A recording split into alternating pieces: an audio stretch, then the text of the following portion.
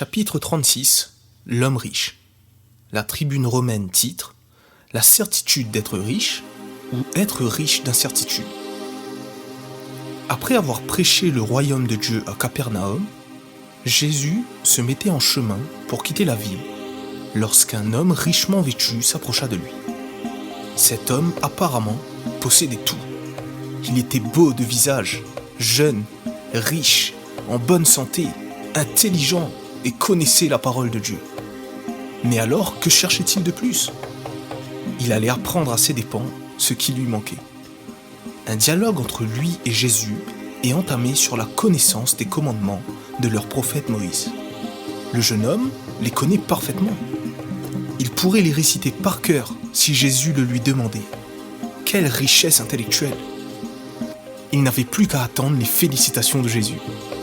Au lieu de cela, le maître va lui demander de faire quelque chose de tout à fait surprenant, d'inattendu et d'incongru à la fois.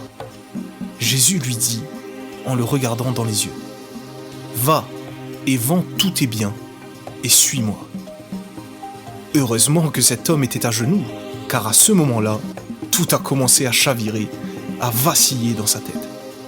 Peut-être a-t-il dit, « Comment cela ? Me séparer de toute ma fortune pour la donner aux pauvres ? Et mon palais ? Et mes vêtements ? Et mes festins ? Et mon confort ? Et mes loisirs ? Et mes richesses ? Quitter tout cela ? Impossible. Nous l'avons vu repartir tout triste, sans dire un seul mot à Jésus. Décidément, nous ne comprendrons jamais ce peuple d'Israël. Voici un homme riche, très riche, avec des certitudes, bref, sûr de lui. Après un simple entretien avec Jésus, il ne sera plus le même. Il repartira encore plus riche, mais cette fois-ci, d'incertitude.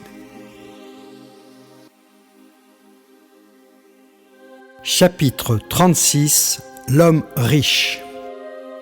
L'Observatoire de Jérusalem titre « Un choix à risque. Troquer son trésor terrestre contre un trésor céleste ». La richesse n'est pas un tabou, surtout pour ce jeune homme très riche qui a attiré nos journalistes par la qualité de ses vêtements finement brodés. De la tête aux pieds, il était distingué et très soigné. Il sortait du lot, du commun des mortels par son apparence singulière et princière.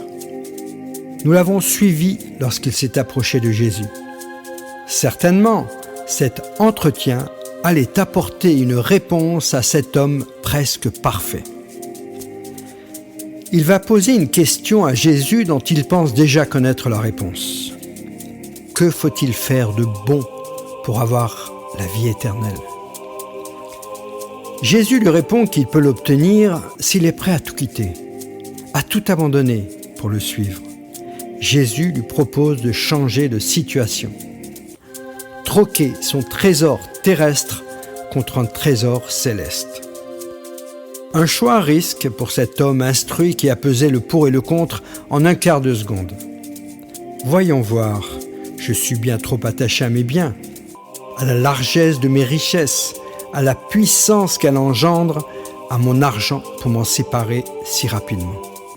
Aujourd'hui, il est encore trop précieux à mes yeux. Où vais-je pouvoir dormir ? Qui va me nourrir ? Que sera donc mon lendemain ? Donner en un instant tous mes talents, mes biens, mon héritage terrestre ? Je ne suis pas prêt aujourd'hui. Peut-être demain. Il dut repartir avec la réponse de Jésus, lourde à porter, et qu'il ne pourra jamais négocier. Vu la tristesse ambiante qui planait, Jésus allait détendre l'atmosphère en donnant une image plutôt humoristique, mais remplie de vérité.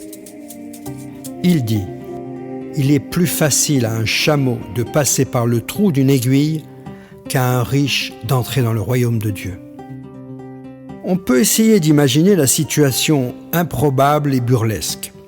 D'un côté, il y a 49 personnes qui tiennent l'aiguille et une seule qui pousse le chameau pour qu'il passe par le trou de cette aiguille et ça marche, ça passe. D'un autre côté, pour le riche, il y a une personne qui tient la porte ouverte du royaume de Dieu et 49 qui le poussent pour qu'il entre.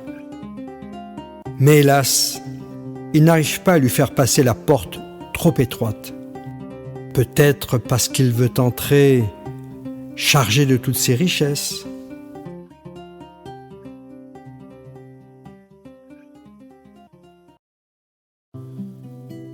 Chapitre 36. L'homme riche. L'Étoile du matin titre « Cas de conscience ». Après sa rencontre avec Jésus et la discussion qu'il a cherchée auprès du Maître, nous avons voulu en savoir un peu plus sur la personnalité de cet homme riche. Voici donc le contenu de son récit. C'est vrai qu'en quittant Jésus, j'étais triste devant le défi qu'il me demandait de relever. Il me mettait face à moi-même, un véritable cas de conscience. Je n'avais pas compris que ma force était en fait une faiblesse à ma maturité spirituelle. Moi qui possédais toutes les richesses de ce monde, je comprenais tout à coup, comme dit l'Ecclésiaste, « Tout est vanité et poursuite du vent sur cette terre. » Avant d'être un homme riche, j'étais un homme. Et si j'étais capable de gérer et de faire prospérer l'héritage familial par des méthodes modernes et par mon intelligence, je ne m'étais pas encore préoccupé de placer mon cœur devant Dieu pour connaître véritablement sa volonté. Jésus allait être le médiateur, le catalyseur entre Dieu et moi. Il allait mettre en conflit mon intellect et mon cœur jusqu'à ce que je comprenne la subtilité de cette phrase qui résonne encore dans ma tête. Si tu veux être parfait, va, vends tout ce que tu possèdes. Donne-le aux pauvres et tu auras un trésor dans le ciel. Puis viens et suis-moi. En réponse à mes questions stupides et orgueilleuses, que me manque-t-il encore? Ou bien, que faut-il faire de bon pour avoir la vie éternelle? Jésus va me faire comprendre qu'il ne faut pas faire pour avoir, mais croire pour être. Je devais croire en Jésus, le suivre pour être un nouvel homme. J'ai longuement médité sur les réponses apportées par Jésus, celui qui sonde les cœurs. J'ai compris que je n'avais pas la foi, ou plutôt que ma foi était placée dans mes richesses, mon orgueil. Je connaissais intellectuellement la parole de Dieu, que je lisais et étudiais depuis ma plus tendre enfance, et mon cœur était sec.